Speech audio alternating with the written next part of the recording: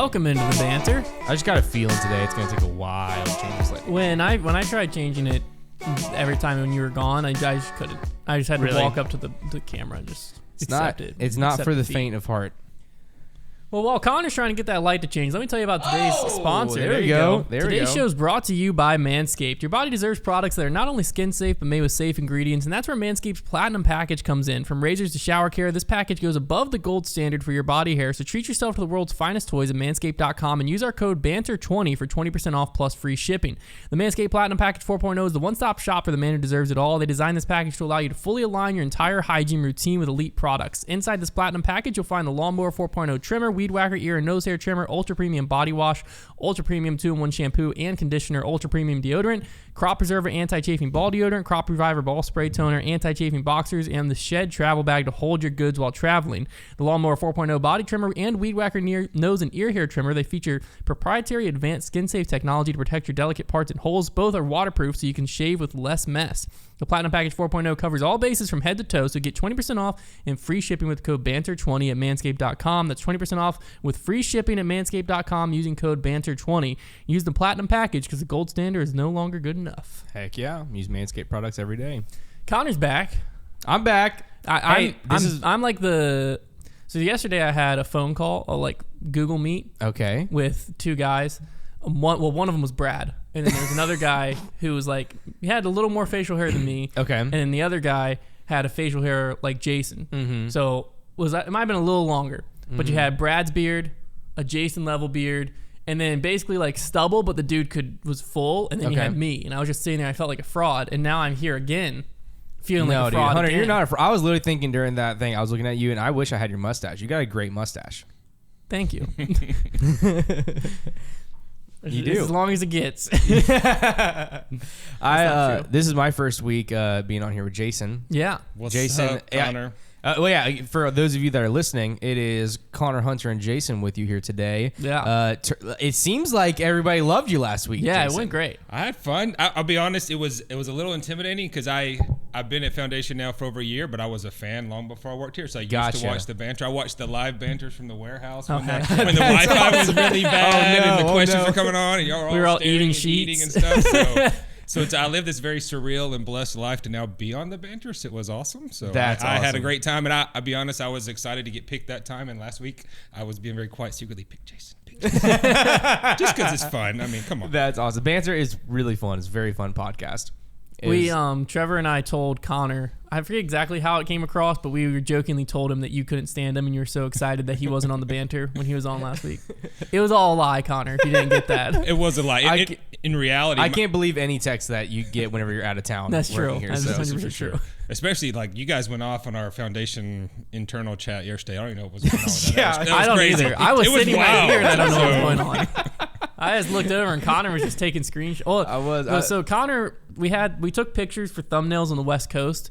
We're not using any of them. They all turned out as much worse than we expected. And we put so much effort into We them. did. We thought we were doing something. And then we were just having heat strokes the whole time. So no wonder they're bad. They're all bad. But Trevor was making some funny faces when he wasn't trying to in them. And so the first... It's because we take them like after like playing the majority of the round. So you guys are exhausted. So you're like trying to make an exciting like, YouTube-y face, but you're just dead inside. Yeah, so the first one, Trevor had like his mouth open like he was trying to be excited, but his face was dead. Like, there was no emotion from cheeks up, but his mouth was open like he was excited. And Konner's like dying laughing at this thumbnail. Screenshots just Trevor's face. Just as tight in on his face as I can get. Drags it into the message app, hits enter, and as soon as he hit enter, he goes, "Oh, that was the wrong group chat." Okay. And then from there, it just didn't stop him. Yeah. He's just like, "Oh, this is funny now. I've sent it to everyone. I'm just gonna keep sending stuff to everyone." That makes so much more sense now because Brad and I were like, I don't know what's going on over there. So typically, those are the texts that like Konner will just send in a group chat to me and Trevor, and we'll look at him and be like, "Why'd you send that?" No, I did. I was joking. Whenever I said that's the wrong group chat, I was joking. I meant to send it in there. I just felt like stirring stuff up, I guess. Okay. I thought you were serious. I was just like... my intentions were not to hurt Trevor's feelings. My intentions was just, this is going to be fun. It was fun. Everybody deserves to see this because they can't see it if they're not here right now. And I wanted everybody to be on the fun. It was but instead of just turning into me bullying Trevor, and then I felt bad. Well, you also sent that picture of me. Yes. Well, then he got you back. He got me back. Yeah. We have a lot of heinous pictures of each other. So. Basically, Trevor then sent a picture to me that I did not even know existed. We were playing disc golf at New London one day, and it was raining, and a hornet went up my shirt and stung me 5 times on my back. So I'm sprinting through the woods with a hornet like biting me in the back, and so I just take my shirt off and just like throw it in my disc golf bag, play the rest of the round without my shirt, go to put my shirt back on. The hornet is still in it, so I just throw my shirt in the woods and leave it there. And so Trevor has a picture of me just like in the leaves of the woods. Like it's like a Yeti sighting, but it's just a really pale redhead with a beard. And so it was very funny. I did not know that picture existed. Yeah, when I first saw it, I was like, wow, that's a really good Photoshop. And then you referenced that round. I'm like, oh, yeah. That's that the one's New legit. London round. So. Yeah, that's funny. The first picture that was sent, for some reason, we were doing like a clothing photo shoot years ago. We haven't done one really since this. Not for this reason, we just haven't done one. Yeah. And so we were like, we had all of our shirts and like hoodies and jackets and everything at downtown to the Blackwater Creek Trail. And we were just kind of walking, stopping. Real trendy, like under a highway bridge area. It's like very grungy. And so we were just like taking different pictures. Because, you know, when you're trying to sell disc golf apparel, that's the best way to do it. is not on a disc golf course. As far away as a disc golf course can. Yeah. I wonder why apparel never sold. Maybe we should look back into that. But, we had all of it with us, so we were like changing shirt to shirt to like get all the different pictures and like the shirt with the jag combo and all that. And so Trevor was like mid changing shirts, and Konner just took a picture of him shirtless. And obviously, for some reason, and it got edited, of course, because once you have that picture, and it made it to it made it into the folder that had all the finals in it, and so then I saw it and I was like, what if I just photoshopped him into his underwear? So me and Hunter are just sitting next to each other, and I think Trevor's out of town, or he's just not in the office or something. I think Trevor was. Wait, this is when I photoshopped it? Yeah, because we were together when it happened. I think he was out of town. Oh, yeah. I'm pretty sure Trevor went out of town. And we were just like, we got to do something with this picture. And so I just went online and Googled whitey tidies. And then found some legs with legs wearing whitey tidies, and just photoshopped that onto Trevor. It looks too realistic. It looked too real. Once I finished it, I was very uncomfortable. At this point, it's just genuine blackmail at this point. Yeah. And so Konner just threw that in the chat. And this group chat is the entire all Foundation employees, and Brody and Robbie. So like I kind of forgot that Robbie was in everyone from Foundation's in this one group chat. And Konner just sends it, and as soon as that came across, I was like, I need to make sure everyone knows that's a Photoshop, and that's not actually a picture of Trevor in his underwear. So I just immediately was like, for the record, that is Photoshopped. That's not real. Because I was like, people would just be like, wow, why did Konner just send a picture of Trevor in his underwear? Why is Trevor in his underwear on the Blackwater Creek Trail? It was very funny. We'll put the picture on the screen so you all can see it. No, I would never do that to him. Jason, I thought that you'd be proud of me. I got my Buc-ee's mug. We went to Buc-ee's on the way back from Nashville, and it was I went 2 times on my way back from Florida. Okay. On our way back, we stopped in somewhere in Florida and then somewhere in South Carolina, like 2 different days. And it was awesome. Yeah. I already told you my experience. It was incredible. We love Buc-ee's. I was jealous when I saw your photos because there's just not one close enough to us. There was one in Birmingham. They opened when I lived in Montgomery, so I went there often. Whenever I drove through, even when I went back to Robbie's Birdie Fam meetup in March, I went to Buc-ee's every day. Even though it was kind of out of the way, it's on the eastern side of Birmingham, and where we were playing was northern Birmingham. I went to Buc-ee's every day, even though like 11 o'clock at night, just to get a brisket. That's the best awesome. thing that what was your favorite thing? I think my favorite thing food wise probably ended up being their Texas cheesesteak burrito wrap thing. Yeah. So it's like they're like whatever Texas cheesesteak or whatever, and onions and peppers and queso in a tortilla, and it's so good. It's got some kind of chipotle sauce in there, but everything they have there seems to be good, right? It's all expensive though. It's expensive. Like my wife doesn't like me going because I spend way too much money there. But my favorite thing is the brisket breakfast burrito. Like I like egg. I like breakfast anyway. I had the brisket breakfast burrito is just. They should call it the brisket. I got the brisket and egg taco last time, and it was really good. And they also have sausage on a stick. I don't know. We always get a sausage. It's in a tortilla actually. So sausage on a stick wrapped in a tortilla that's really good. Like everything there. Their fresh jerky, which is way too expensive, but it's good. Jerky's expensive. Yeah, jerky's expensive. This mug though is only $11 for that's like an nice. insulated metal. I was like, I need a new coffee mug, and so it was perfect. We went to Knoxville for one of my best friend's weddings back in end of May, and if you're driving from Knoxville towards Nashville, apparently like an hour or something past Knoxville, there's a Buc-ee's. Or they were opening. I don't know. It's open. I went to it when I went to Vin to MCO. Oh, perfect. So it's open. So we considered for like we debated back and forth, Liz and I, for hours. Are we going for drive an hour? Just go to Buc-ee's. But we had Luca with us, and we're like an hour both ways with a baby. I will say it is chaotic in there. It can be if you go whenever it's busy, it's stressful in there, and it goes from being a good time to I can't handle this many people all crammed It's wild, together. but thankfully we've been when it was really crazy as well, and thankfully they have enough workers that you rarely wait in line. There's next person in line, like on each door. There's a ton of folks there. Did you go to the one in Sevierville or the one that was west of Knoxville? Or do you remember? Because they just opened one. It was. I think it was the one in Sevierville. Right, that was the exit for Pigeon Forge for those who haven't driven that road before. So, yeah, we haven't gone to that because it just opened this summer. So that's a brand new one. That's the brand new. It just opened in like June. Okay, because we used to go to Pigeon Forge regularly. Yeah, and I've never driven past a Buc-ee's. Because we. Oh, really? Yeah. Well, because I don't think there's one in Dallas. I don't think. There's one either north or east of it because my kids would go when we were in Alabama. They would go to Oklahoma for a summer youth camp because our youth pastor was from Oklahoma, and that's how they got to Buc-ee's long before I ever did. So I was jealous of my kids for a while. So that's funny. Yeah, because when we go to Dallas to like stay with Brody, Kelsey loved Raceway. Just a random one. Yeah. Okay. Some of them they're not as nice as Buc-ee's, but some of the newer Wasteways have like the frozen yogurt bar and other things out of it. Okay. And then I think Quick Trip was the other one down there. QT. Neither QT's in North Carolina. None of it was anywhere close to Sheetz. My wife loves QT just because she grew up next to one, but they just it's not nothing's as good as Sheetz. I always thought Sheetz QT is so was good. just like Exxon. Like when I see one on the road, I don't go to it. It's definitely nicer. It's definitely a nicer gas station. The one in Texas was nicer, but it still was like. It wasn't to a Sheetz level. They've got like some made to order food, and they've got like the little rolly things. Yeah, and another one that's starting to compete with those guys that I've seen is Weigel's. Yeah. Okay, I've stopped there once or twice. All right, because there's one we stop at in on the way to Pigeon Forge. Like take that exit. It's off the right near the knife factory that's down there. Yep. You know. So. I got a question for you guys.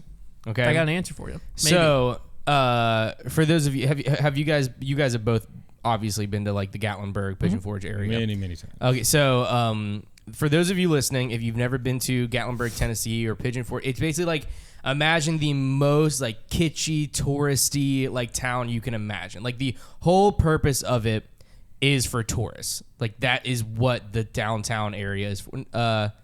Like downtown Gatlinburg specifically is like it's just a city full of shops, like museum attractions, like stuff like it's just like a cheesy like touristy place. Very fun. It's a very fun place. So they've got like the Ripley's Believe It or Not and like all the mirror mazes, all that stuff.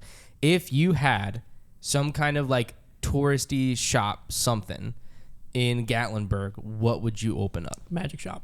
Oh, that's a great one, Hunter. So magic shops, like you buy magic stuff or like okay. So you buy magic tricks there, but the best part of magic shops, like there's some at Myrtle Beach and stuff, is you can go in there and just be entertained. Because the worker of a magic shop is always a magician, obviously, and their way to sell you the trick is they will just show you a great all of idea, their Hunter. tricks. They show all the tricks, and they're like, if you want to do that one, and you're like, that one was so sick, you're like, oh, you want to fool all your friends? Here you go. Here's the trick I just did on you. And so that's how I got into magic. Because there's no magic shops in Gatlinburg. That's surprising. I don't think there is. I've never seen any whenever I was there. But I got into magic because there was a magic shop at Smith Mountain Lake. Okay. And I like had a magic kit or two, but I wasn't like really into magic. But you really see someone selling it. Well, that's the thing is my mom. What was weird about this magic shop at Smith Mountain Lake? I don't think it exists anymore. Is it was like there was a consignment shop that just had like a bunch of like lakey house decor stuff. So my parents bought a lake house when I was in like I don't even know 5th grade or something. And I went up there. My mom was like trying to decorate it, and we walked in to this shop. And it was me, my mom, and my dad. Instant boredom. There's nothing to do in this shop. Yeah. And then I look through this little cutout, and there's just a bunch of what I thought was like toys on a wall. I'm like, oh, that's cool. I walk in there, and it was a magic shop. Cool. And the guy's name was Greg, who ran it. Oh, Greg. And I walked in, and he instantly performer mode. like instantly started doing magic for me. And I was you just were like his target audience. My mom like had to drag me out of there. Like me and my dad were in there just like jaw on the floor because this guy was like just blowing us away. And so I bought like 3 tricks that day. And then I learned how to do them. And then I was like, every time we went to the lake, I was like, I've got to go see Greg.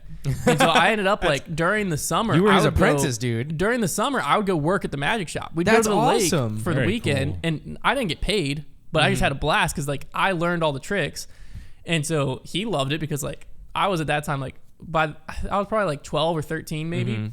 And so I would come in and the door would be propped open and people would just come in all day. And I would just sit behind the counter and just do magic for people.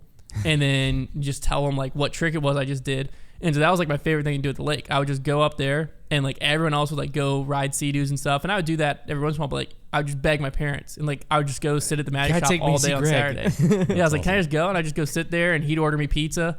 I just sit back and just do. I just learned every trick in the whole shop how to do it, and then I could just show people when they walked in. That is so fun. Cool. It was incredible. Really so I would just open. I thought there was a while in my life. I don't know how I've never heard that story. I don't know. There was a while in my life where I thought that was my future. I started doing like kids party magic, which y'all knew that. Yeah. And then I was like, I'll just keep doing this, and eventually I'll open a magic shop in Lynchburg.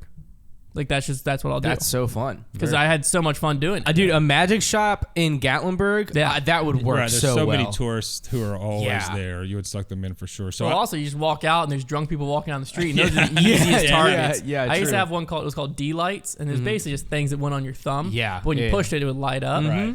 And they always had this big July 4th party at where this magic shop was. The magic shop didn't put it on, but they had like fireworks and a concert series and all of this stuff. And so the whole parking lot was full.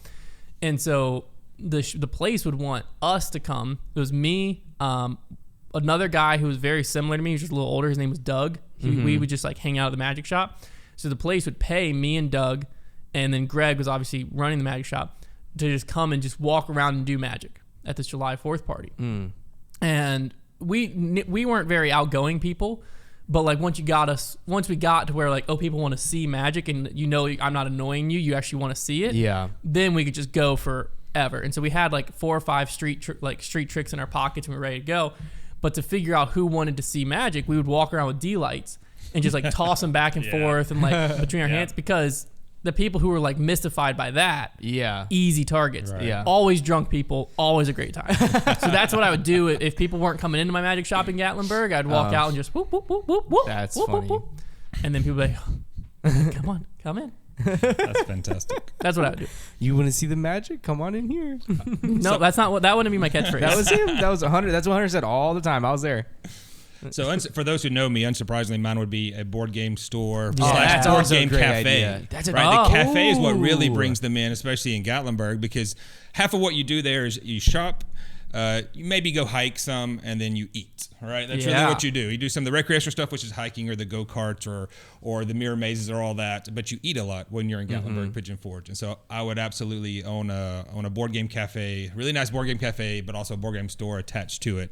That's what like Liz and I talk about if we ever win like the really big lottery, because they don't make a lot of money. It's really hard to survive with a board game, because the board game stores don't survive that well. But if you have a really good cafe, because you also like people don't. If you buy a board game, it's gonna last you for a while, right? So it's hard to make a really successful board game because, like, you just have to get expansion packs. Exactly. Yeah. So with the cafe, you can introduce them to the games, right? And that's the idea. Is same way you're showing off the magic. Yeah. You're introducing them to those games and. Are board games cafes a thing? Oh yeah. Where is? Yeah. There was some in Charlotte. Literally, there was one in Lynchburg. It literally closed down the week we moved here last year. Oh, what was it called? Meeple's Cafe. Meeple's and Cafe. It was kind of behind KFC and Starbucks. Yep. That little bitty thing down there. I was literally gonna get the week that it closed. I had a buddy that was in town, and he was like, "Hey, we're all going here if you want to meet up." And I was like, "Sure, that sounds like fun." We went, and it was closed, and we're like, "Oh, it's not here anymore at all." Wow. We got here on a Tuesday, and they actually had their going out of business sale on Saturday. So I bought a lot of used games for really good price. So that's good. So, but like I was so excited to actually live in a town that had a board game cafe, because you pay $5 because the board game cafe, whether you eat or not, you pay to go just hang out and play games. Basically, you're renting. You're going in there and playing the games. The right idea for the folks who did it, but it just didn't do well. Well, here. I didn't know it existed. I mean, I had seen it, but I didn't really know what it was, because like you just described it, and like obviously in my current life I wouldn't have been able to, but You hit me with that in college, I would have been there every weekend. It was a surprise. Because I loved board games. Right, and I think do. the advertising probably wasn't as well, and I don't know. We knew about it way before we moved here because with my kids going to school here. Yeah. And so, and they also, board game cafes hold like D&D nights. Yeah. They hold Magic nights. I think I heard them for that. trivia. I think they had a trivia night there. And they hold like miniature painting and stuff. So Man. But so if we ever win the big lottery, we're going to open one knowing we won't make money. But if I have that much money, I'm doing it because it's fun. You'd be so in your element. I've never seen you more in your element than whenever we had that like foundation board game night and you were just popping from table to table like that was so fun. Yeah, I get really excited whenever people get passionate about stuff. So I had a ton of fun because you were really excited. But Board game have you cafe, seen the place near my old house? There's it's more of like a Dungeons and Dragons, like those kind of game shop. Dragon Dice. Yeah, it's called Dragon Dice. It's on the corner. Yeah, my kids because they do a lot of Magic the Gathering and miniature painting and miniature games, Warhammer 40K, those kinds of things. Much more than board games. They have some traditional tabletop board games. Yeah, they're more like a RPG traditional kind of place. Yeah. I think that I would do for my Gatlinburg shop. It'd be more like a restaurant cafe type thing. It'd probably be more of a like bar and grill kind of place because that would work better for this setting. But I think that a comedy bar, but it's specifically like music comedy.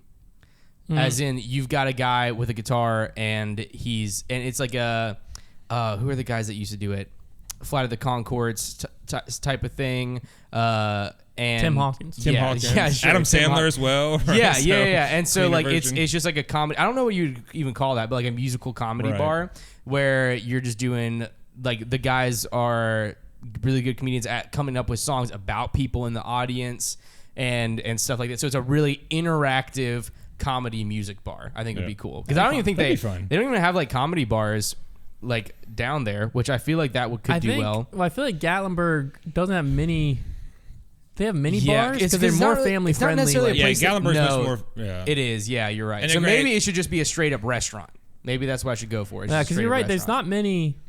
There's the Jason Aldean bar, but that's kind of a restaurant as well. Yeah, there's not a ton of like it's not. I've never been to Nashville, but I've heard Broadway. It's like not a Broadway vibe. Yeah, Broadway's only bars. Well. Yeah, because like that's what that comedy bar would not do well. In my Nashville. my sister-in-law went to Nashville before she was 21, and she like couldn't even get into restaurants on Broadway because you get carded to go in anywhere. Yeah, and so like my brother-in-law and his friend, I think, or I'm trying to think who they went to Nashville with. I'm not exactly sure, but whoever they went, they like every bar they like want to go in a bar just to eat. And they'd walk in and they'd get carded, and she couldn't go in. Or if she did, I didn't have that experience. Have like we didn't get carded going into any bars. They said they got carded at everything they went into. Interesting. Maybe it was a time of day thing or something. That's interesting. Because they said like she turns 21 in October, and they're like, hey, when we go to Nashville, you can finally eat. Was all like the joke. Because she interesting. Yeah, we went all around Nashville and didn't have that problem. But maybe they beard. But the people I was with other people who didn't have beards.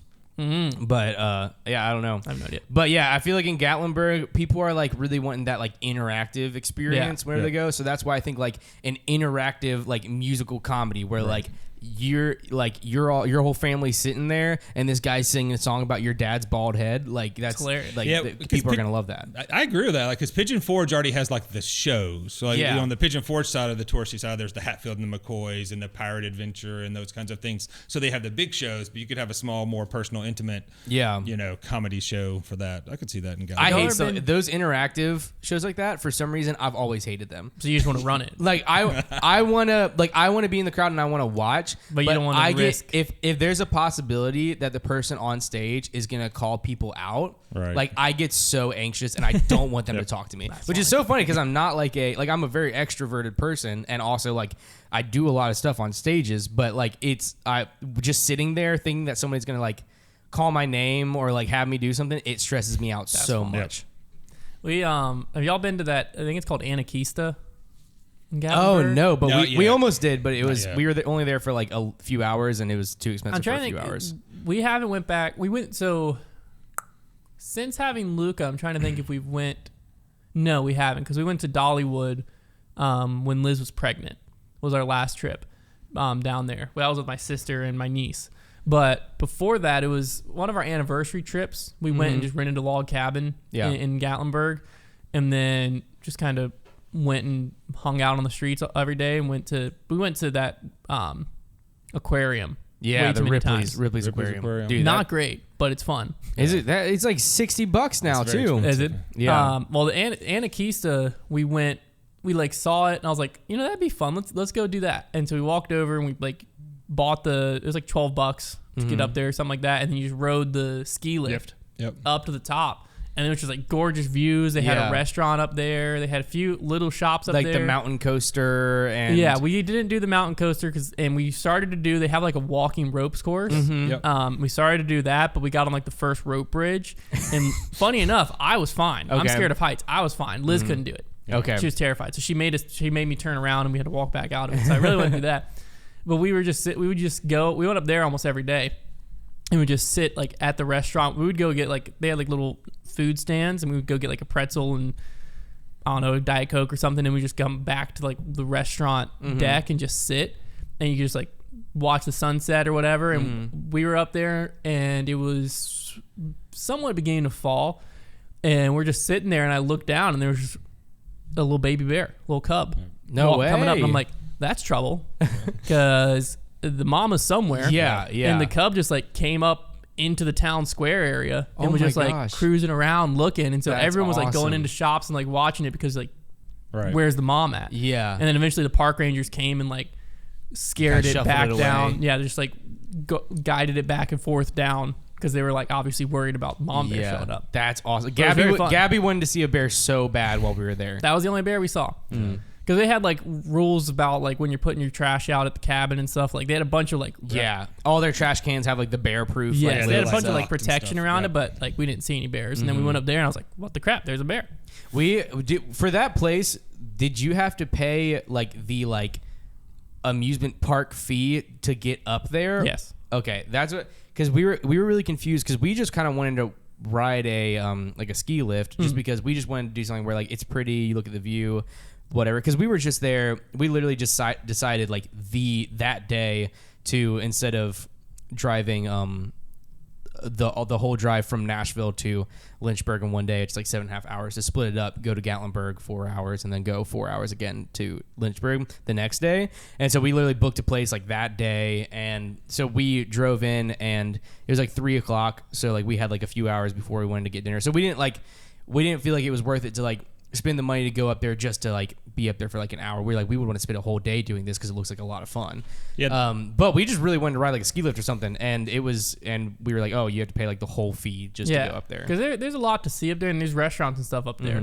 But Liz and I would always just pay it and then just walk around and hang out up there for hours and then ride it back down. The Gatlinburg of today is very different than the Gatlinburg of my youth. So I grew up in Alabama, and then 5 hours from 5 hours from Gatlinburg. And so our youth every year, our church youth went to Gatlinburg every Christmas. So from the time I was in 7th grade till I was a senior. That'd be fun to go during Christmas. And 2 summers we went as well, whitewater rafting and all that. But they didn't have any of those really nice things. So they had Gatlinburg. I don't know if you ever been Gatlinburg. They had the original Alpine slide, but it was like a concrete slide. It wasn't the fancy metal ones where you're like locked in. It was like a plastic I know what you're talking about. That you'd push forward for it to go and pull back brakes, but like really no safety or anything. I've seen videos of people doing that stuff. But they didn't have all the other I've gone back a few times the last few years, and it's like I would have loved to have all those options when I was young. But they still have in Gatlinburg proper. They still have like Fanny Farkle's arcade and the Space Needle, is there, and the little Old Smoky Mountain the mall around the corner right there. They still has the Gatlinburg. It still has the tobacco shop that even when I was like 10 years old, I could go in and buy tobacco. So, as a kid, that's what you try to do. Now they've got a bunch of weed shops. Yeah. Yep. There, I'm still very surprised whenever I see that stuff, just because I'm not used to it being legal. So whenever I see just a store just with the marijuana leaf on there, it's just open, and I'm like, How are they getting away with this? And just because I'm not used to it. That's funny. But it is really funny. It's like, it's really fun. I almost like, it's just like every store I walk by or every like little like attraction that I walk by, I'm like, that looks like so much fun. And I'm like, I don't really want to spend $25 to do it though. I'm like, I think doesn't look that fun. Yeah, it doesn't look that fun. I'm like, all these like, they had so many like old like mirror mazes or like a bunch of these little museum type things that all looked like fun to me, but I'm like, I just don't really want to spend any money on that. Yeah, we went to, because we would go to the aquarium. I'm trying to think, well, we went to aquarium, that Anarchista, and then there was like a little coffee shop that was like back, if you were walking that like main strip of Gatlinburg, and then you like turned a corner, it was like this little courtyard area. Mm-hmm. It looked like you were in a different country. It kind of looked like what I picture, like I guess Germany to be somewhat. And it's called like the something courtyard. Village or something like that. The donut fryer. That's the coffee place. And the Pancake Pantry is their old famous restaurant that's right there. Right, you turn into that old kind of old Germantown place. Yeah. That's so fun. We would go there pretty much every day and get. I think we got chai. I think we get like an iced chai and just sit. That's what Liz and I typically do. Is if we go, whenever we like go on vacations, just us, which we haven't since Luca. Because nowadays it would just be, what can we take Luca to go do? But before it was just like we would just find a coffee shop. We'd go there every morning and we'd just go sit for like 2 or 3 hours and just sit outside and be like, all right, let's go. Where do you want to walk to? And we just kind of walk around. That was like her family vacation was always that way. My family vacation was like, we went to Gatlinburg a few times as a family, but it was when I was younger, and it was like you get up and you're booked until you go to bed. Mm-hmm. It was like indoor skydiving, the like little fake panning for gold, mini golf, go-karts. Then we're going to go to the Tanger outlets. Then we're going to go... And then finally you get back and you're just like pass out because you're exhausted. Yeah, and you get up the next morning and it's like, all right, and then today we're going blah, blah, blah. Yeah. So it's kind of nice just to go to a place and be like, just relax. We drove another hour and a half or something to this little like drive-through loop that we found online. Yes. Yep. Yeah. And in there was like it was like a really old church or school. There's a few different places to stop depending on the loop. Yeah, and it had a cemetery. It was like from Civil War era or something like that. It was crazy. Kate's Cove is great. It's a very popular place to go. They used to, and I think they still do, 1 day or 2 days a week, 2 mornings a week. They close it down to cars, and you can go ride your bike through there. Oh, so that'd be nice. I went once and took my bike, and just rode really, like I say, really fast. It's an 11-mile loop. But then casual folks are riding and stopping. But a good place to see bear is Kate's Cove. Driving through there, if you go early, you can see the bear. See a ton of deer, lots of other things. Yeah, it was a cool little drive. I'm trying to think. Someone told us we had to go. Yeah. And so we went up, and that was how we spent 1 day. We just went and drove slowly through it, and that was fun. There's a lot of nice hiking trails near there too. Some easier, some harder. But then there's a lot of places to drive, like Newfound Gap and. Oh my gosh, I already forgot that one. We every Christmas, like I said, we used to go and do all those things. And there's one place you can be on North Carolina and Tennessee on top of the mountain. So technically, you can be on both sides of the state at one time. That's really cool. There was Dollywood at Christmas. We went. I want to go to Dollywood. That sounds like fun. Yeah, we went. We went to Dollywood at Christmas. So that's what it was. It was Liz had just found out she was pregnant, or we were about to find out she was pregnant. So we didn't know if she was pregnant yet, I think. Or maybe she did know she was pregnant because she didn't ride rides while we were there. But we found out like at Christmas, I think we were pregnant. We went there 2 years ago now, I guess, around Christmas. And that was our second time. The first time we went was before any of our family had kids. That was like 6 years ago.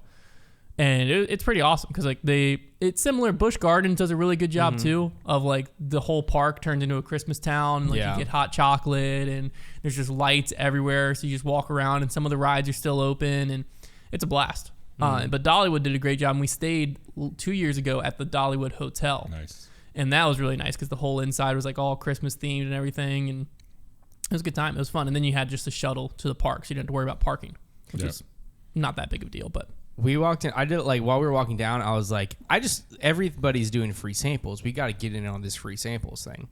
And then it was like a couple shops that like we walked into, and I was like, it's too much work to get a free sample here. Let's just walk out. Did you watch any of the taffy making? No, I didn't. No. It was like people will sit there and look at it for 30 minutes, and we were part of it. Like we're trying to figure out how quick because it wraps really quick. Well, it's really nice because they'll give the fresh samples. Oh, that's cool. And we actually went so this last February was our 25th anniversary, me and Elizabeth, and so we went to Gatlinburg. Yeah. And there and had her siblings came in and hung out with us for the weekend.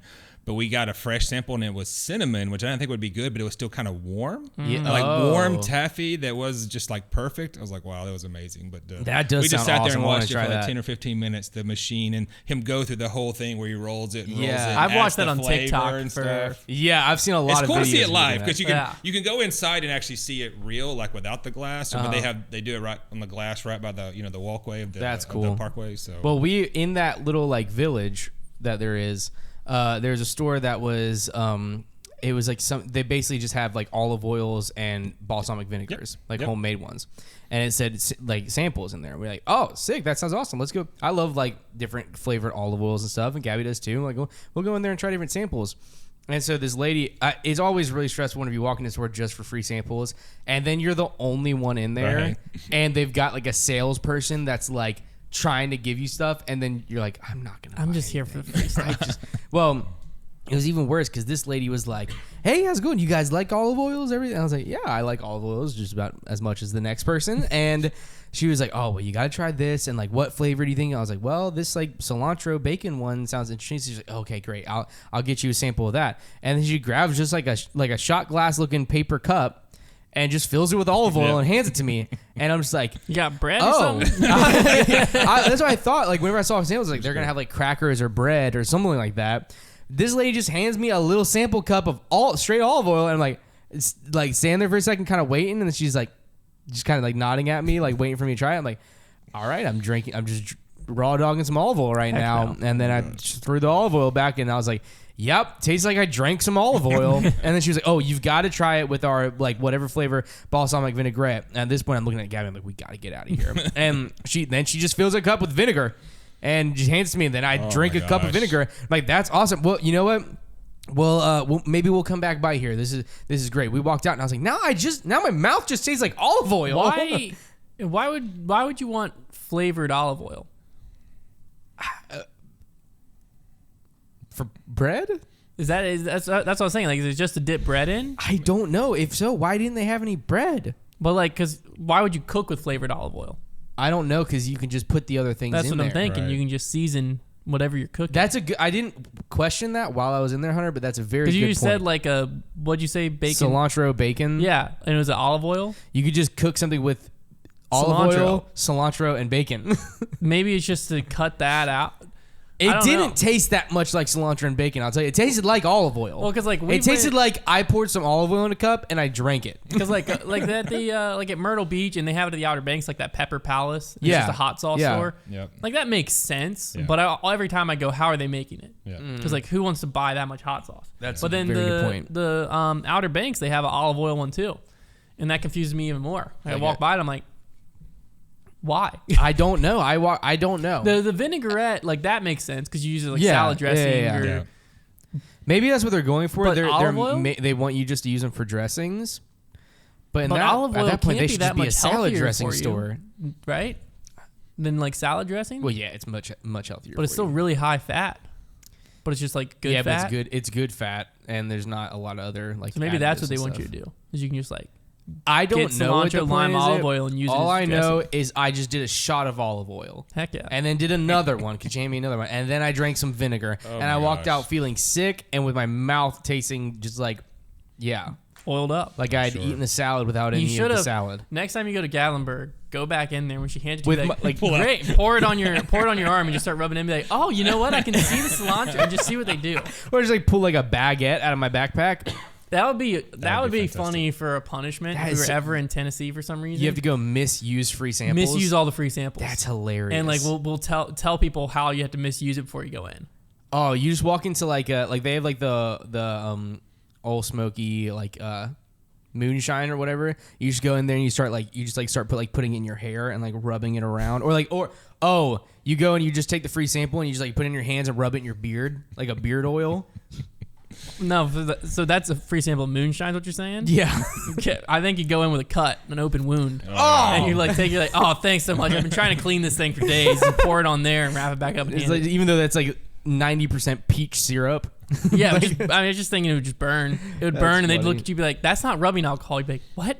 We walked into that moonshine store, and I looked around, and this guy's just like handing out like there's just a bunch of people like doing like free samples. And he's like, "Yep," and this is our peach one, and he's just got like a straight up jar of peaches, and he's like. He said that each one of these peach slices is equivalent to 3 shots of moonshine. He said, so, I mean, if you eat like 2 of those peaches and you're just good to go for the night, I guess. But we did not try any samples there because it was really stressful. Did you go to the island in Pigeon Forge, or have you gone to the island that has the big Ferris wheel on it?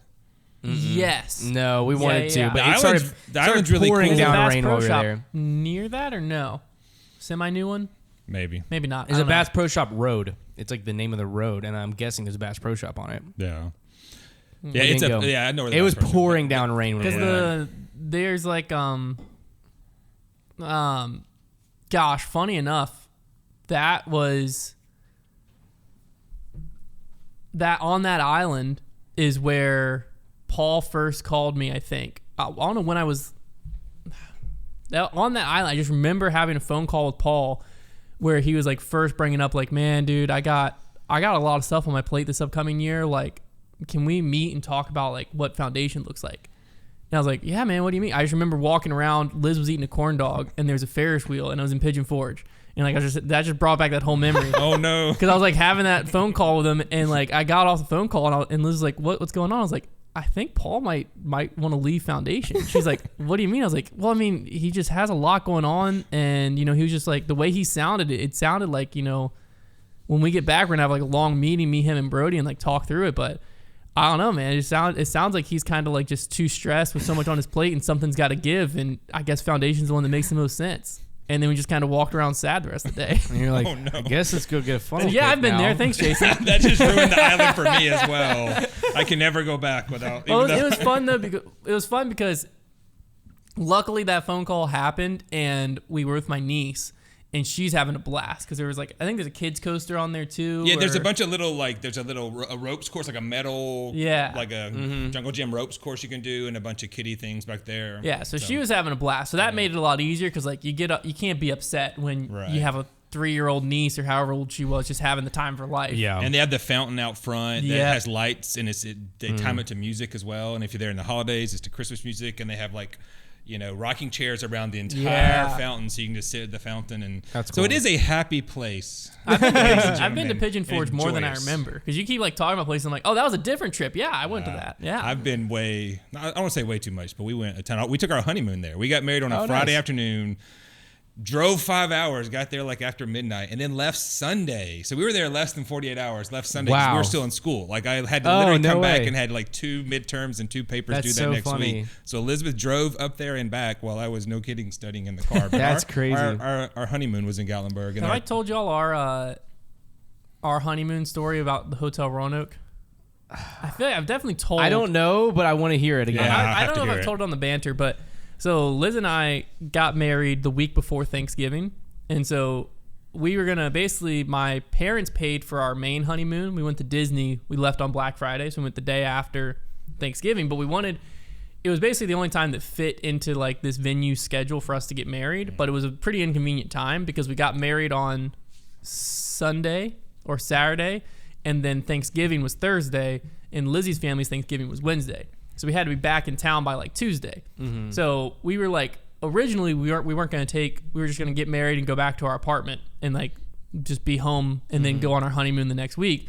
But I was like, man, we should really like go somewhere, like do a little bit of a trip. Yeah. And so we decided, Liz, my family had went to this place called the Greenbrier in West Virginia like a year before or something. And we loved it. It's just this like resort, really old resort. It actually like previously was a hospital back in, I don't even know what war, some war. And so tons of history, really cool place. So Liz and I decided I'll like surprise her, and I booked us like 2 or 3 nights so we could go and come back. But it's like a 2.5 hour drive, and we were going to be leaving at like 9-ish that night or 10. And I was like, I don't really want to have to drive till midnight. I hadn't driven a ton at night. And I was like, that's the last thing you want is drive windy West Virginia roads and I get us in a car wreck. Yeah. And so I was like, I'll just hit a deer. Yeah, or hit a deer. And so I decided I'll book Saturday night at the Hotel Roanoke, and we'll drive an hour, and then it's like an hour 15 from there to Greenbrier, and then Sunday night, Monday night, we stayed at the Greenbrier, and then we came home, and then my parents had paid as our like gift for us to go to Disney. So that was like our plan. So I pull into the Hotel Roanoke, and it's a pretty nice hotel. And again, I'm at this point, when I got married, I was 20, Liz was 21. So I had to book stuff in her name because I was too young. Mm-hmm. They're a lot more lenient with it now, but I was too young. And so like we had to have her ID and stuff for us to even get into hotels or like stay in hotel rooms. And so I like never done any of this by myself. So I pull in, and first off, they like try to valet park my car. And I'm like, no, I want to park my car. Like I don't have to pay for a valet. But the dude, like the valet is like, we don't have customer parking. Like, we valet. I'm like, okay, whatever. So he takes my car keys, and then a guy grabs my bags out my trunk and puts them on the bellhop and walks me in. And I walk up to the check-in counter and I like checked in, and our bags are gone. I'm like, what is happening right now? Like this has never happened to me. I don't know what's going on, because my dad is not like, we've stayed at places that have valets and bellhops, but we don't pay for that. Mm-hmm. We never do, because like we'll just carry our bags to our room. Yeah. So I've never experienced this in my life at all. And so we check in, they give us our room key, we go to our room, and the bellhop is there at the room, and we like met him there, and I open our door, and he like walks our bags in, and then he stood there. I was like, thank you so much, sir. And he just stood there and looked at me. And I was like, what's this guy doing? And I was like, have a good night. And like opened the door. And I'm like, what is he doing? Like he was just like really awkward. He goes, oh, okay, yeah, have a good one. And walked out. I was like, that was so weird. I shut the door, didn't think anything of it. And I was just like, man, that guy was kind of awkward, huh? Like literally, I think I said that to Liz, and Liz was like, yeah, that was weird. Why wouldn't he leave? I was like, I don't know. And so then we get up the next morning, had breakfast, and as I'm like walking to my car, I'm like, oh, I got to get a tip for the valet, because I knew you tipped valet. Mm-hmm. And it was that moment I realized, I was like, I was supposed to tip the bellhop. And so I like walk up, and I'm like, Liz. She's like, what? I was like, I didn't tip the bellhop. That's what he was waiting for. Like he carried our bags to our room. I didn't tip him. She was like, why didn't you tip him? I'm like, I didn't know. I wasn't I was not thinking of tipping this guy. I was thinking, why is he carrying my bags to my room? Leave me alone. I just want to go to my room. And so then I was like, felt really bad. So I just tipped because I looked for him, and he was gone. Obviously, we checked in at 9. This is like 8 in the morning. He wasn't working all night. So he was gone. And so I just tipped the valet like 3 times what I should have, because like I was trying to overcompensate for my feelings. So the valet loved me, bellhop hated me. But now I know. So if that ever happens again, I know. But it was because I was just sitting there, and we both were just like, man, why is that guy being so awkward? Like, bro, just get out of here. Yeah. And then the next morning it hit me. As soon as I was like, oh, I got to tip the valet, I was like, I was supposed to tip him. So if you're watching this and you remember that the rude guy that didn't tip you that night, I'm sorry. I will send me your Venmo. I'll tip you. Anybody can send you their Venmo right now. Right. No, I'll know. Oh, okay, yeah. Yeah, that guy's burned in my mind. My parents went to Gatlinburg for their honeymoon, and so like I don't know how long ago, 30 something years ago, and the one story they tell, which Gatlinburg is not a place for my mom. Like my mom is not like the like super cheesy, super chaotic, really tacky. Like that's not my mom's style. So like, she probably hates it there. I don't know. I haven't been there with her since I was a kid, and I don't remember really caring about what my mom thought. I just wanted to do all the cool, fun things. But so they went for their honeymoon, and the one story that they always tell us, they hated their honeymoon. They hated their wedding. It's a long story. That's a different story altogether. Yeah. It just didn't really mean very much to them at the time, but the one thing they remember most is they got a bunch of hot tamales, and they ate them for some reason they got like a big box of hot tamales, and they ate them like the whole way driving there, and they ate them the whole time, and the whole time they were in Gatlinburg they were both like throwing up sick because they ate like way too many hot tamales. Like real tamales, or like the candy hot tamales? Okay. The candy. Yeah. So it was fun. And then my sister and my brother-in-law, my oldest sister Caitlin, whenever they got married, they also went on their honeymoon to Gatlinburg. Did they also eat hot tamales? No, they did not. But we all made that joke at their wedding. We're like, I don't eat hot tamales. That's very funny. It was a very fun family moment. And then my brother-in-law told me, he was like, Gatlinburg is really fun. You guys should go somewhere else though. And then I was like, okay. And then, so we did not go to Gatlinburg, but we went to Gatlinburg for the first time together this week, and obviously we had a great time. That's awesome. Yeah, we even, because my daughter's married, so she's out of the house. I've launched one. I got 2 more to launch. But they're moving back in, to their dorms tomorrow or Friday. Anyway, so like I've already told Elizabeth we needed to go for a weekend, and I was like, I want to go to Gatlinburg because that's my happy place. She goes, we can go to so many other places. I'm like, but that's where I have nothing but great memories. Like I don't have a single. I would give anything to go on vacation with you, Jason, to Gatlinburg. That sounds like the most fun thing in the world to me. I just want to see you just like in Gatlinburg, being like that sounds like so much fun. And it's Gatlinburg Pigeon Forge by default. Yeah, they go yeah. together. If you say one, it's always the other because we will go hiking or we'll do whatever. This last trip, my in-laws surprised me, or my brother and sister-in-law, because it was our 25th wedding anniversary, and I'm a big dude who loves Double Doozy cookies from Great American Cookie Company. And they actually got me a Double Doozy cake.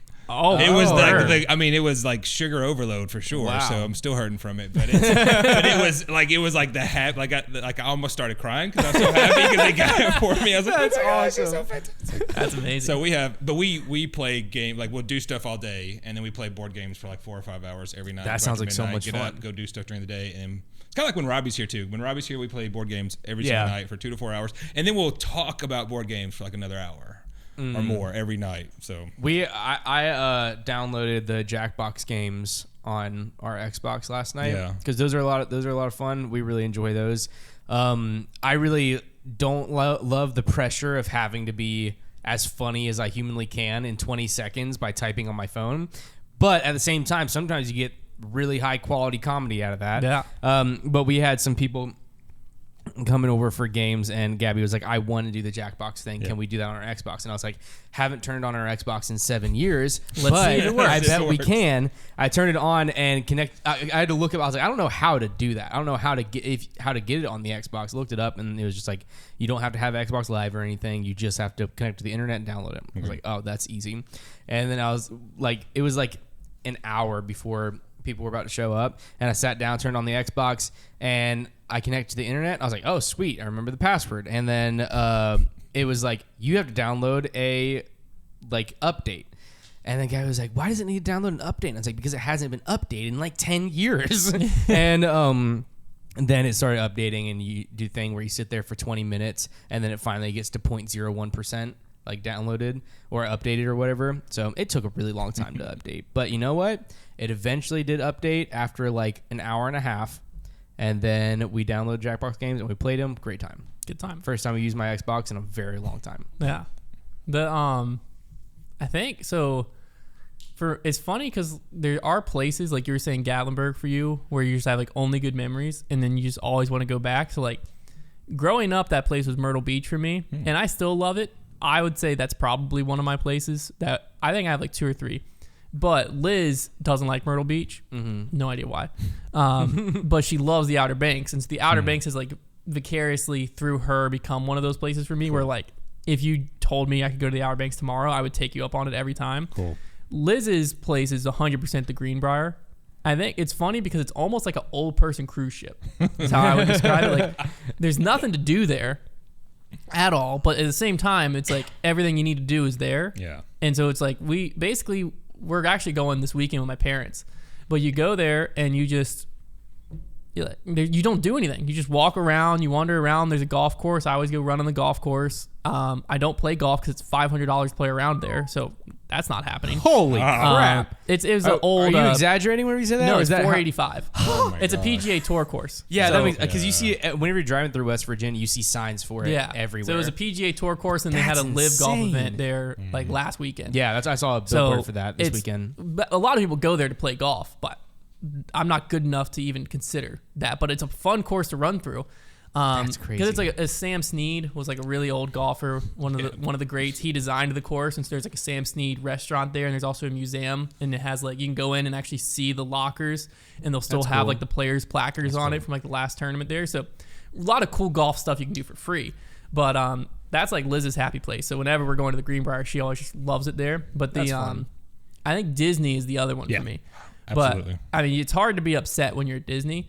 But I think when on our honeymoon, one of my favorite memories was, so we got down to Disney, And first off, when you first get married, like I had never lived on my own. I had traveled for disc golf kind of on my own, but I was always with other buddies. Like I would be traveling with Paul. So obviously Paul's in control of everything travel-wise because the guy's been doing it for 10 years. Yeah. Or I'm traveling. Like I was never the adult in the situation. So it's like exciting for a lot of reasons because like you just got married, but also you're doing all these like fun like adult things for the first time. So like we flew by ourselves. I had flown by myself before. We flew by ourselves down to Florida. You know, we get on the like cab, we go check into the hotel, and like this is all like we had done it at the Greenbrier, but it's like we're doing all this like adult stuff, checking into hotels and stuff like that, and it like feels very cool. And then we get to the hotel room, and Duke was playing that night. It was like they always do like the Thanksgiving tournaments typically, and they were in the like final of the Thanksgiving tournament, and wherever I think they were in Hawaii or wherever they were at, the tip off was midnight, and they're playing against Michigan State. Michigan State's always a Duke rival of sorts because Tom Izzo is just a Duke or a basketball great, and then obviously Coach K was the coach, so it was just like battle of two greats. And so it was always whenever we play Michigan State early in the year, which we typically do for some reason, it always feels like this is a preview of the postseason. So I don't miss that game ever. And so I told Liz that as soon as we were like booked our wedding, all of that, I was like, Duke plays Michigan State like when we're on our honeymoon, we're not missing that game. I don't care what happens. And then we found out I was tipping at midnight. She's like, well, I'll be asleep, so good luck. And so I turned, obviously there's a TV in the room. I turned the TV on and I was like sitting there. And I was like, man, I'm kind of hungry. I was like, I'm the adult in this situation. So I just picked up the phone and ordered pizza and called like room service pizza. I just got a large pizza. I was like, why not? Because again, I'm the adult here. No one told me I can't. This is great.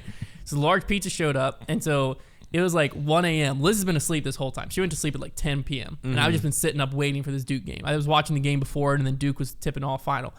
And the pizza showed up. And so I was just sitting in bed, shirtless, with a large pizza on my lap, just eating it, watching. And she woke up. It was like 1:40 in the morning. And like the Duke, because it was a close game. So I think I yelled or something because I was excited. And she like opened her eyes and looked at me. And she's like, what are you doing? I was like, I'm eating pizza. She's like, where'd you get pizza? I was like, I ordered room service. I was like, do you want some? She's like, no, it is 2 a.m. They're going to the park tomorrow. I was like, yeah, well, Duke, the game's almost over. I think it might have went to overtime or something. Duke won. But like that just created one of like the greatest memories. And so every time we went on vacation, like 2 or 3 times when Duke plays, and every time I'm like, we got to be in the room, and I got a room service pizza. Right. That's fun. And so like we went to Myrtle Beach randomly, and Duke was playing UNC.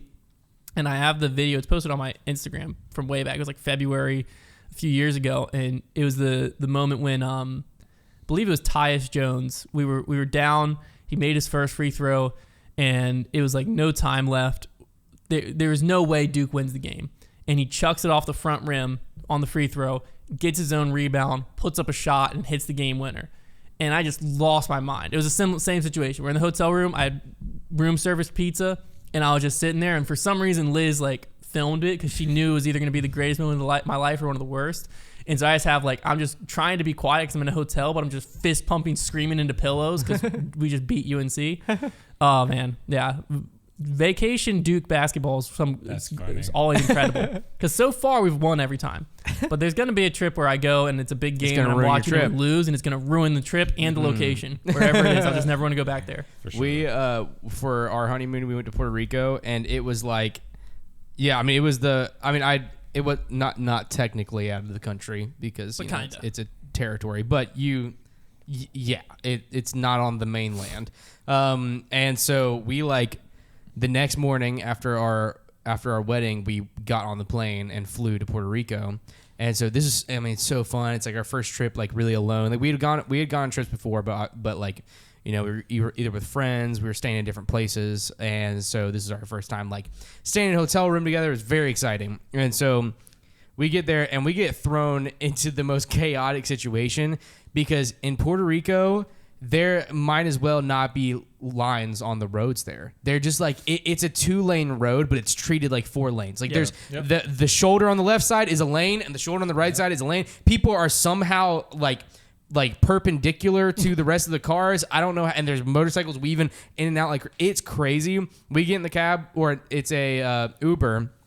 with the guy driving, and the whole time he's driving, he's got his phone in front of him because he's pulling up Facebook videos to show us of him singing. And so like we're literally in this car, and he's like weaving in and out of traffic and everything, and he's on his phone and he's like, oh yeah, this is whenever I'm 19, and he's just like holding the phone back there, like showing us a video of him singing while he's driving. It was so scary. Sure. And we finally get to our resort. It was chaos. And then we got in the cab. The cab driver, super sweet guy. He's like an older guy. He was like, oh, you guys here on your honeymoon? Well, how about this? Before I drop you off in like where you want to go in San Juan, I'm going to drive you all around San Juan and just like give you a tour of it. And we're like, that's awesome. He didn't charge us for it or anything. It was just the flat cab price. And then he just took us by like, oh, I grew up here and like I grew up doing this here. This place is really old. And he was such a nice guy. He was like, the police here are extremely strict on drunk driving. He said, but somehow at the same time, everybody is drunk when they're driving here. And I was like, that makes a lot of sense considering what we've been watching. But like, so like a lot of people do drink and drive there. That's that's not the reason why it's so crazy. It's just crazy because that's just the driving culture there. It's like how you go to any place and there's a different driving culture. So to them, it's not crazy, but there's a lot of drunk drivers there.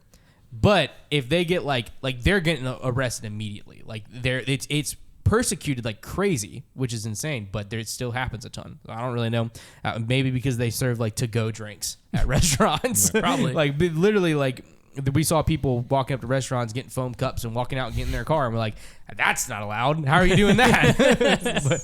but yeah, it was insane. When they got married, Trevor and I, we jokingly were acting like we were going to, but we like legitimately priced it out, and we're like very, very close to just booking the trip to Puerto Rico. That's fantastic. Just for like Margaritaville Resort, Jimmy Buffett, baby. And we ended up instead, I just like photoshopped like we had bought tickets and sent it to Konner so that he sent it to me like the moment we drove away from our wedding. Yeah, I had it photoshopped ready, and so as soon as he drove away, I was like, all right, see you in Puerto Rico, and just sent him that, and just to like let it simmer. We ended up like just photoshopping a postcard and sending it to you. That's funny. I think that was me and Trevor. No, that was whenever we changed Trevor's background. Yes, no, that was a different thing. To you and I. But we actually like really considered. I was like, this would be an all-time prank because our plan was to basically just go to this resort. We're gonna be there for 2 or 3 days. We weren't gonna tell Konner ever we were there. We were just going to see him at breakfast. And so our plan was just to go and just sit at breakfast and just see him. And as soon as we see him, like look at him, make eye contact so he knows it's us, and then we were just gonna go to the room and we weren't gonna say anything, and we were just gonna fly home. And that was the like elaborate scheme. But the problem was we were gonna have to spend like $1,500 for this elaborate scheme. But I was like, how funny would that be if like then Konner would be convinced he saw us, and we could just the rest of our life be like, Konner, that wasn't us. Like I don't know, like we joke. I would be so mad. We were joking guys. That we were gonna be down there. The only part I'd be mad about is that you guys wouldn't admit that you were there. That would have been the whole. I know that you guys did this. We would have just made sure you saw us and like heard us talk. So like it wasn't that you knew it was us. And we were just like, Konner, you really think that we bought plane tickets, flew to Puerto Rico, stayed one night just to see you at breakfast, and then flew home? You really think that's what we did? And that would have been exactly what we did. But it was just hilarious. A little too expensive. That's really funny. I wish I would have done it for the memories, but it's too expensive. That's funny. You mentioned about how every country has like different cultural driving standards, right? So having been to a few countries, we agree with that. Like Italy, like we joke in Italy, street signs are more a suggestion than actual rule because it's very similar. Like they're flying down the embankment and down the shoulder. And in Qatar and Iraq were the same way. It was like crazy, just exactly how you describe Puerto Rico. But Germany is exactly the opposite. So you hear about Germany being the Autobahn. So the Autobahn is just it's open speed, limit, which is you just learn to get in the right lane. And like the fastest we ever got, we had bought a new Volvo while we were there, an SUV XC90. And so I got up to around 100 once. But then I was passed by a Lamborghini once going, I'm not 100, had to go about 150 at least. Oh my gosh. It made my heart jump. It was going so fast. That's crazy. So that's the Autobahn. But in general, the drivers in Germany are very diligent about doing the right thing. So trucks will always be in the right lane. Right? Oh, wow. Here in America, we have trucks everywhere, right? The big 18-wheelers, you will see a line of trucks in the right lane. They maybe get out to pass, but then they'll get back over. But people correctly use the passing lane, right? Whereas in America, people just hang out in the passing lane the entire way, which drives me crazy. In Germany, it's very organized. They know how to do what we call the zipper technique, like when you merge. I hate that. Like, and don't do that. I've taught my kids that, like, just go. Like, you got to quickly assess. Okay, if you got to gun it on the on ramp, right? And in Germany, like, they're very organized and very rules oriented when it comes to that kind of stuff. So we love driving in Germany because the signs are all in German and there's different rules for how you do roundabouts and stuff, or not roundabouts, but if you come to a place with stop signs, there's ways you do it. But once you learn the signs and that, it's easy. But the driving, you were never really worried about the driving. Now, if you're on the Autobahn before you got over to pass, get out there and pass really fast. There could be a car coming really fast behind you. So, but we missed, especially coming back, because we came right back to Florida. People in Alabama think drivers are bad. Drivers in Florida were terrible between Tampa and Orlando, because we had. It makes sense because people are from all around the world. Correct. So Florida's not really a southern state, even though it's in the South. It's really like a hodgepodge of external folks. So coming from Germany to Florida was hard, and there was often like we really miss our German roads because it was organized and orderly. Yeah, so. that's crazy. I never thought about that. I did when I was there. I could speak enough German that if I had a dictionary. Almost every German speaks English, so it's fine. You didn't need to do that. But in France, it's not the same way. Some speak a little bit, some English, depends where you are in France. So I was working very hard on my French. So we actually would go, I'm a Disney guy. We had annual passes to Disneyland Paris. And so one of our times went over to an Airbnb. The person who was renting it didn't speak any English. And so he was walking around, and when I kind of spoke a little bit of French, he just started. I was like, okay, keep up. But I realized I told him something wrong because like a few days later or the next day, his sister called who spoke English. She was like, so you're checking out early now? We're like, no, we're not checking out early. We're here the entire week. So, and we'd go to Disneyland Paris and they'd ask, well, how many people is it? A cinq or whatever. Right? I can't even say. No idea. Un, deux, trois, quatre, cinq, six. Anyway. He just cursed out. But I would say, when I would learn a foreign language, spell on me. when I would learn a foreign language, I would try to do it in their dialect. So I would speak a little bit of French to someone. They'd be like, "Oh, you speak French?" Then they would just start rolling in French. I'm like, "Sorry, no, I just said those few words really well. I could say it really well, right?" Yeah, that's how I was. I took Spanish in high school, but then I went to Guatemala once. I think I went to Guatemala my first time, my junior year of high school or senior year of high school, and then I was going back the next year. And we would go and help at this orphanage, and just basically you just go and just play with the kids at the orphanage was the majority of the trip, and none of the kids spoke any English. Yeah. The workers at the orphanage were fluent in both, but none of the kids. And I was like, well, I want to communicate with the kids because I'm going there and playing soccer with them and basketball and doing puzzles and painting and I want to talk to them. And so I worked my tail off trying to learn Spanish. Yep.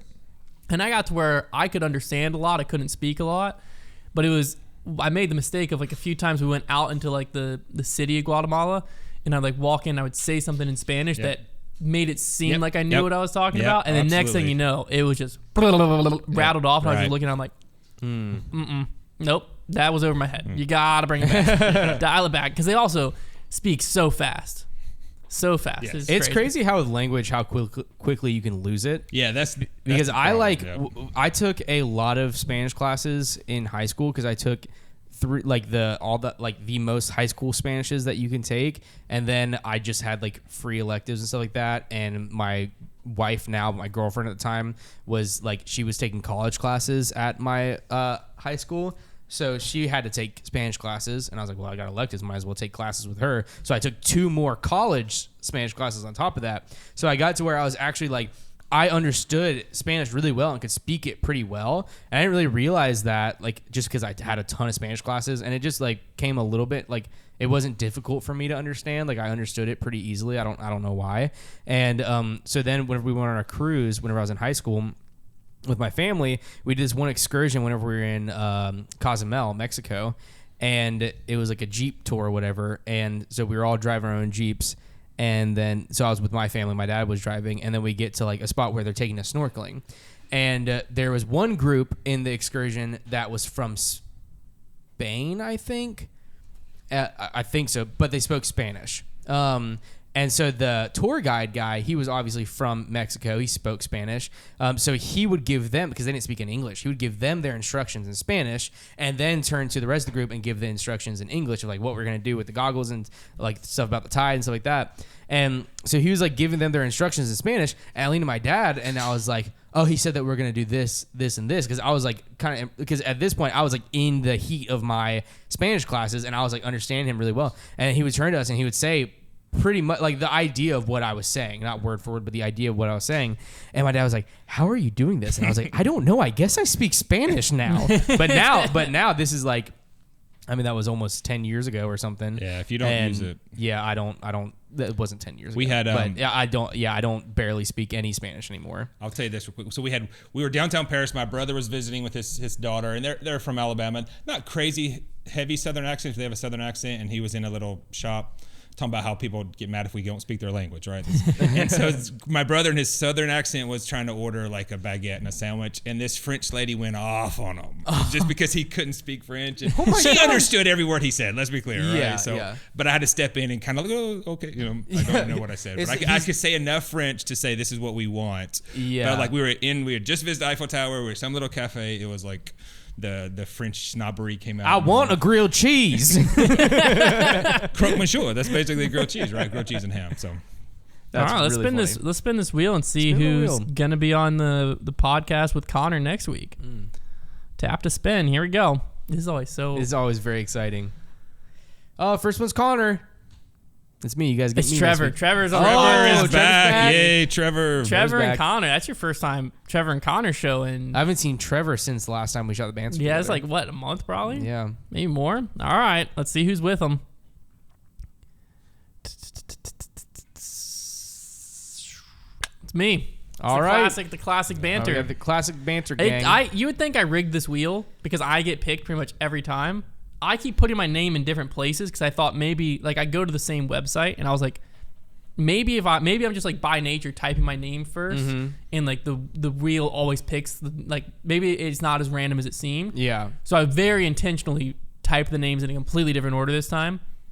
I think it's truly random. People are gonna get sick of the classic Banter chemistry. Well, no, it's just one-off episode. I know, but I mean, like now, Jason and Brad and Silas are such incredible different personalities. Yeah. Next week we're just gonna be hooting and hollering and playing. Can we survive this BuzzFeed quiz? What sound are we making, Konner? I think that we should make the sound of I don't know. I really thought that if I just started talking, something would come out. How about of screeching tires as you avoid the car that's passing you very fast? Okay, all right. So like you're on the Autobahn. Like you're going to change lanes, but then you see a Lamborghini coming up behind you, so you swerve back in real quick. All right, I'm giving like I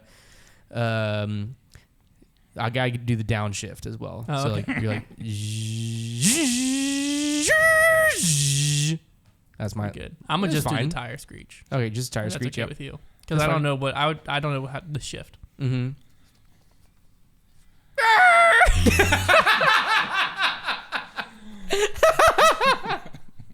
Well, I was gonna do that. So okay, here we go. Oh no! Watch out!